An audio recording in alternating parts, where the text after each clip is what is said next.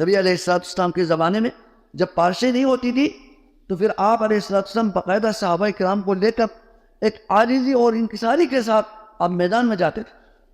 میدان میں جا کر وہاں 2 رکعت نماز استسقاء کی ادا کرتے تھے، اور پھر اس کے بعد آپ لوگوں کو واعظ و نصیحت کرتے تھے، دل کو نرم کرنے کے لیے واعظ و نصیحت کرتے تھے. پھر اس کے بعد آپ باقاعدہ ہاتھ کو بلند کر کے اوپر کر کے اٹھا کر الٹے ہاتھ کر کے آپ دعا کرتے تھے، استغفار کرتے تھے. اس کے بعد صحابہ کرام کا بھی یہ عمل ہے. آج مسلمانوں کو کیا ہوا ہے؟ وہ استسقاء کی طرف آ ہی نہیں رہے، دعا کی طرف آ ہی نہیں رہے. یہ تو اصلاً مسلمان حکمرانوں کی ذمہ داری ہے. مسلمان حکمران اعلان کرے کہ تمام مساجد سے دعا ہو اور میدان میں جائیں، استسقاء کی نمازوں کا اہتمام کرے. یہ اصل اسلامی سلطنت کے حکمرانوں کی ذمہ داری ہے. یہ